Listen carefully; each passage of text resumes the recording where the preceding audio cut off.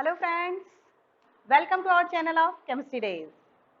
Today we will discuss about the chemical kinetics. ये 12th class NCERT part 1 का chapter है।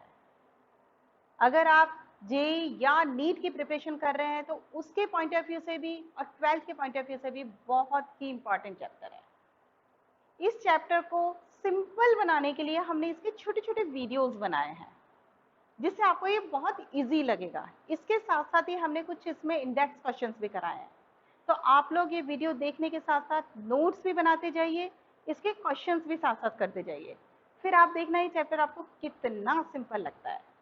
तो मैं डॉक्टर संगीता गुप्ता, बने रहिए मेरे साथ। चलिए हम शुरू करते हैं केमिकल काइनेटिक्स। केमिकल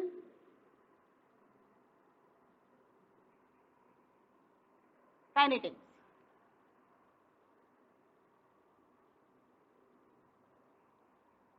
बच्चों, केमिकल काइनेटिक्स को समझने से पहले हम एक रिएक्शन की बात करते हैं। देखिए, आर कोई रिएक्टेंट है and it convert into the P product. अब हम सबसे पहले तो ये जानने की कोशिश करते हैं whether this reaction is take place और नॉट। तो ये चीज हमें कैसे पता चलेगी? ये बच्चों पता चलेगी हमें थर्मोडायनेमिक्स से। अब आप कहेंगे थर्मोडायनेमिक्स क्या है? थर्मोडायनेमिक्स आपने 11th क्लास में बहुत अच्छे से पढ़ी है। उसमें हमने क्या देखा? Delta G equal to negative, then reaction is a spontaneous reaction. Clear? It means हमने अगर ये मान लिया कि this reaction is the feasible reaction. Clear? अब सेकंड पॉइंट आता है, रिएक्शन तो हो सकती है अकॉर्डिंग टू द थर्मोडायनेमिक्स। अब सेकंड बात ये आती है कि what amount of the reactant convert into the product. अब बच्चों ये कैसे पता चलेगा? ये पता चलेगा हमें केमिकल इक्विलिब्रियम से। ये हमने कहाँ पढ़ा था? याद करो थोड़ा सा, 11th क्लास में ही हमने ये केमिकल इक्विलिब्रियम पढ़ा था। उसमें हमने बताया था कि आपका कितना अमाउंट रिएक्टेंट का प्रोडक्ट में कन्वर्ट होता है, ये सब कुछ हम केमिकल इक्विलिब्रियम में पढ़ चुके हैं। क्लियर? अब हमें ये भी इसमें पता चल गया कि sufficient amount of the reactant convert into the product. Clear?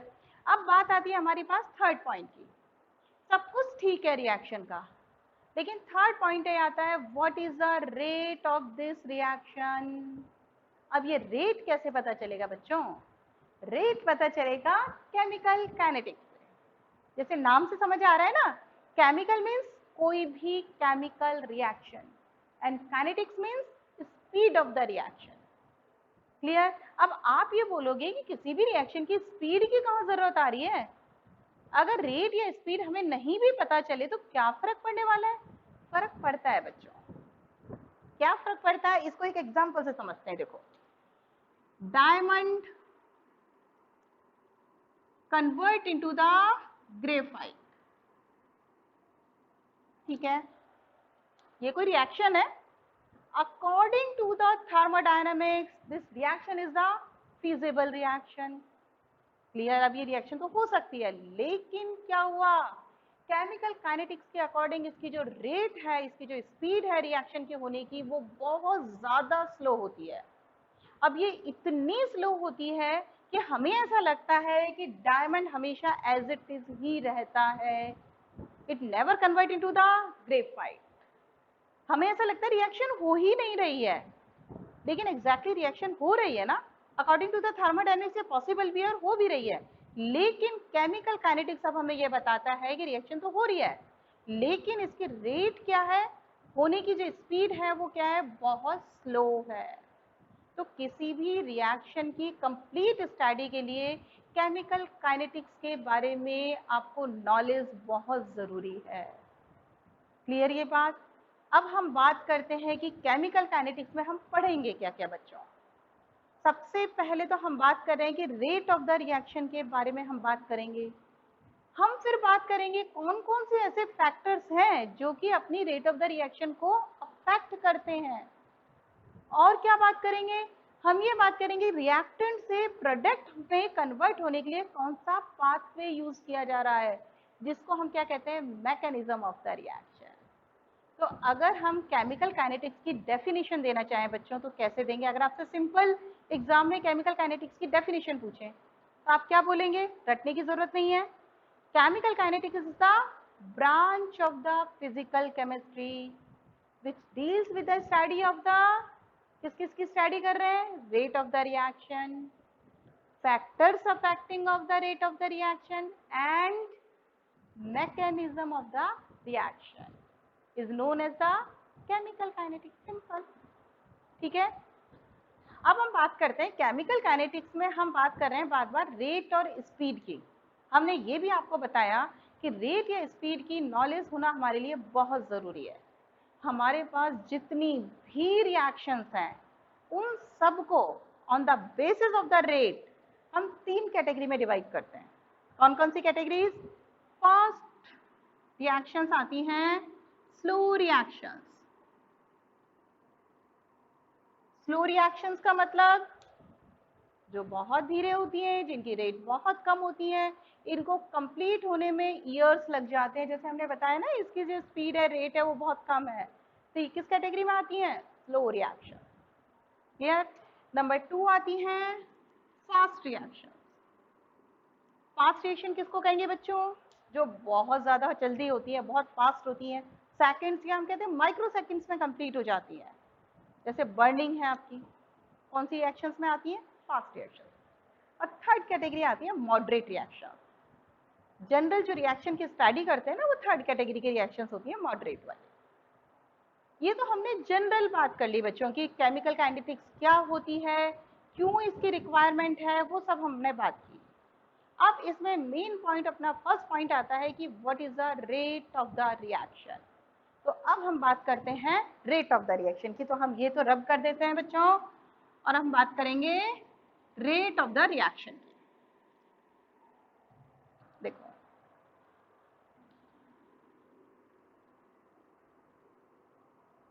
देखिए, रेट ऑफ द रिएक्शन, इसको बहुत अच्छे से समझने की कोशिश करो।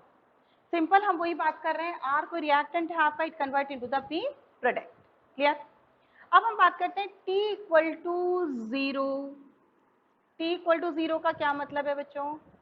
जब रिएक्शन स्टार्ट नहीं हुई है, इनिशियल टाइम है, इनिशियल टाइम में आपके पास 100% रिएक्टेंट है, प्रोडक्ट की कॉन्सेंट्रेशन 0। क्लियर? जैसे जैसे रिएक्शन प्रोसीड होती जा रही है, क्या हो रहा है? रिएक्टेंट की कॉन्सेंट्रेशन कंटिन्यू डिक्रीज होती जाएगी और प्रोडक्ट की कॉन्सेंट्रेशन कंटिन्यू इंक्रीज होती जाएगी। ठीक है? अब हमने कोई टाइम ले लिया T1 टाइम। इस T1 टाइम पे सपोज कीजिए रिएक्टेंट की जो कॉन्सेंट्रेशन है वो मान लीजिए हमने R1 मान ली।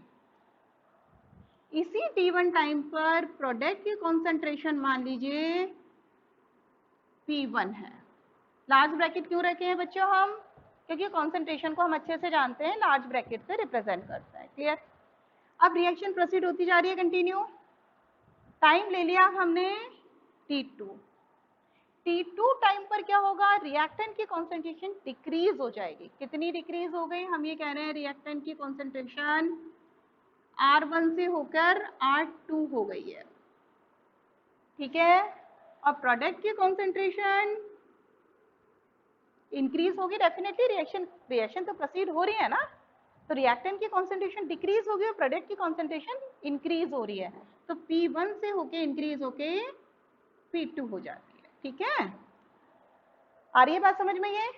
अब हमने कहा रेट ऑफ द रिएक्शन हम कैसे देंगे, तो रेट ऑफ द रिएक्शन का मतलब क्या हुआ? Change in the concentration, either reactant or product with time is known as the rate of the reaction. Simple सा है, रेट ऑफ द रिएक्शन को रिएक्टेंट या प्रोडक्ट किसी की भी कॉन्सेंट्रेशन के रिस्पेक्ट में दिया जा सकता है। ठीक है? हम इसकी रेट लिखना चाहें तो रेट कैसे लिखेंगे बच्चों? Rate of the reaction equal to minus delta R upon delta T, और प्रोडक्ट के रिस्पेक्ट में लिखेंगे तो delta P upon delta T. अब आप ये कहेंगे यहाँ माइनस साइन लगाया, यहाँ प्लस साइन, क्यों ऐसा दिख रहा है हमें? यहाँ पर चेंज इन द कॉन्सेंट्रेशन का मतलब R2 माइनस R1, और हमें बहुत अच्छे से पता है R2 is less than R1, तो डेल्टा R किस में आएगा? नेगेटिव। और यहाँ पॉजिटिव क्यों आया? P2 माइनस P1, और P2 is greater than P1, इसलिए आपका डेल्टा P किस में आएगा? पॉजिटिव। क्लियर ये बात सबको? रेट ऑफ द रिएक्शन समझ में आ रही है? जब हम बच्चों रेट ऑफ द रिएक्शन की बात करते हैं तो हमारे पास दो तरह के वर्ड्स यूज किए जाते हैं। कौन कौन से? दो तरह की रेट आती हैं। कौन कौन सी रेट्स आती हैं? एक तो हम बात करते हैं इंस्टेंटेनियस,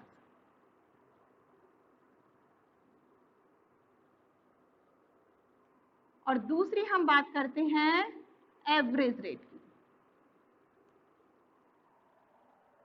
देखिए दोनों में क्या डिफरेंस होता है, हम इसको तो रहने देते हैं, ये रब कर देते हैं।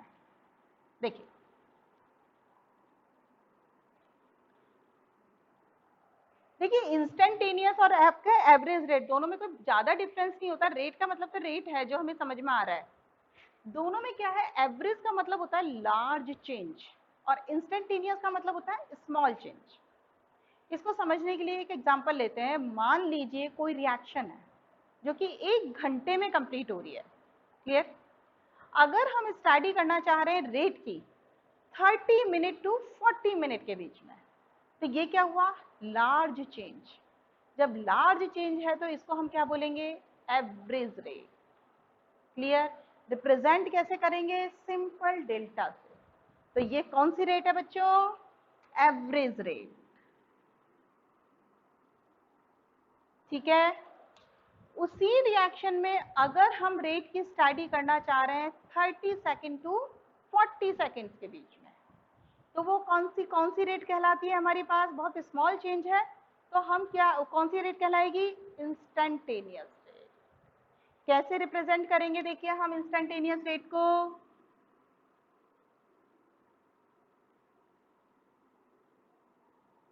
कैसे रिप्रेजेंट करते हैं बच्चों? माइनस साइन तो आएगा ही, स्मॉल डी आ जाता है बस, बाकी एज इट इज है, और यहाँ प्लस में बाकी सब एज इट इज है। डी कौन सा है? ये डिफरेंशिएशन वाला डी है, और कोई डिफरेंस नहीं है इन दोनों में। क्लियर? इसमें स्मॉल चेंज है और ये लार्ज चेंज है बस। क्लियर है सबके? अब एक बात और करते हैं, रेट ऑफ द रिएक्शन को और अच्छे से समझने के लिए हम इसका ग्राफिकल मेथड और देखते हैं, ग्राफिकल रिप्रेजेंटेशन और देख लेते हैं। इसको तो हम रब कर देते हैं, एक ग्राफ और हम प्लॉट कर देते हैं। अब हम ग्राफ प्लॉट करते हैं किस किस के बीच में? टाइम और कॉन्सेंट्रेशन ऑफ रिएक्टेंट के बीच। ठीक है? यदि टाइम t इक्वल टू 0 है, क्या होगा? कॉन्सेंट्रेशन ऑफ द रिएक्टेंट क्या होगी? मैक्सिमम। 100% रिएक्टेंट ही है, प्रोडक्ट तो 0 है। जैसे जैसे रिएक्शन प्रोसीड हो रही है, क्या हो रहा है? Concentration of the reactant decrease होती जाएगी। ग्राफ किस तरह से आएगा? इस तरह से। ठीक है? अब हम क्या देखते हैं, हमने कोई टाइम ले लिया t1। इस t1 टाइम पर सपोज कीजिए रिएक्टेंट की कॉन्सेंट्रेशन है R1। टाइम ले लिया नेक्स्ट t2, इस पर सपोज कीजिए कॉन्सेंट्रेशन ऑफ रिएक्टेंट है R2। रेट बच्चों कैसे देंगे? R2 minus R1। जब R2 माइनस R1 है, दिख रहा है हमें बहुत अच्छे से clear, R2 is less than R1, कैसा साइन आएगा? माइनस का, तो delta R upon delta T। Clear है? सेम इसी तरह से ग्राफ हम प्लॉट कर लेते हैं किस किस के बीच में?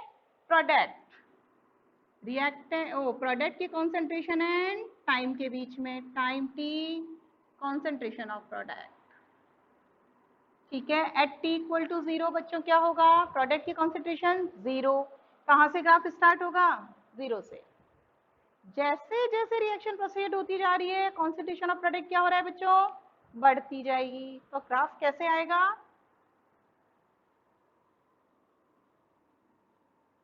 इस तरह से देंगे अपन, सेम वही करेंगे, कोई टाइम ले लें t1, इस t1 टाइम पर सपोज कीजिए प्रोडक्ट की कॉन्सेंट्रेशन p1, t2 टाइम ले लें, प्रोडक्ट की कॉन्सेंट्रेशन p2, रेट क्या हो जाएगी, delta p upon delta t होता है, तो p2 माइनस p1 हमें दिख रहा है, p2 is greater than p1, तो delta p upon delta t कैसा होगा, ये पॉजिटिव साइन आएगा। क्लियर बच्चों, रेट बहुत अच्छे से समझ आ गई होगी आई थिंक आप लोगों को, ग्राफिकल मेथड से भी हमने इसको समझने की कोशिश की है। अब एक पॉइंट और ले लेते हैं हम, इसको तो हम रब कर देते हैं, आई थिंक समझ आ गया होगा ये आपको। एक हम रेट के यूनिट की बात और करते हैं कि यूनिट क्या होती है रेट की। तो बच्चों यूनिट निकालना हम लोग अच्छे से जानते हैं, कैसे निकालते हैं बताओ यूनिट। यूनिट निकालने के लिए हम क्या करते हैं, उसका फॉर्मूला लिखते हैं। तो रेट का फॉर्मूला कैसे लिखेंगे हम, क्या होता है रेट का फॉर्मूला, कॉन्सेंट्रेशन अपॉन टाइम, यही होगा। तो हम लिख देते हैं यहाँ कॉन्सेंट्रेशन अपॉन टाइम, इसको भी रब कर देते हैं अभी, ठीक है। अब हम क्या लिखेंगे, कॉन्सेंट्रेशन का फॉर्मूला लिखो। कॉन्सेंट्रेशन को रिप्रेजेंट करने के लिए हमारे पास बहुत सारी यूनिट्स हैं, मोलैरिटी, मोलैलिटी, नॉर्मैलिटी, बहुत सारी है, किसी भी तरीके से रिप्रेजेंट कर सकते हैं, लेकिन जनरली कॉन्सेंट्रेशन को किससे रिप्रेजेंट करते हैं हम, मोलैरिटी से रिप्रेजेंट करते हैं। और मोलैरिटी का फॉर्मूला क्या होता है, मोल्स पर लीटर। तो हम क्या लिखेंगे यहाँ पर, मोल्स पर लीटर, टाइम के लिए सेकेंड, तो क्या यूनिट हो गई बेटा, mole litre inverse second inverse, ये किसकी यूनिट है, रेट की यूनिट है, ठीक है। आज के लिए बच्चों इतना ही, आई थिंक आपको समझ में आ गया होगा। आज हमने सिंपल जनरल बात की है कि काइनेटिक्स होती क्या है, क्या रिक्वायरमेंट है उसकी। उसके बाद हमने बात की है रेट ऑफ द रिएक्शन, उसको हम ग्राफिकल रिप्रेजेंटेशन से भी और अपना डेरिवेशन से भी हम उसको अच्छे से समझ सकते हैं। यूनिट भी हमने रेट की निकाल ली है। नेक्स्ट वीडियो में हम इसके कुछ एग्जाम्पल्स लेंगे, आपकी एनसीईआरटी के कुछ इंडेक्स क्वेश्चंस भी इसमें हम आपको कराएंगे, और उसके साथ साथ ही हम बात करेंगे फैक्टर्स की, कि ऐसे कौन कौन से फैक्टर्स हैं जो कि रेट ऑफ द रिएक्शन को अफेक्ट करते हैं। तो बच्चों अगर ये वीडियो आपको पसंद आता है तो लाइक कीजिए, शेयर कीजिए फ्रेंड्स के साथ एंड सब्सक्राइब कीजिए। Thank you.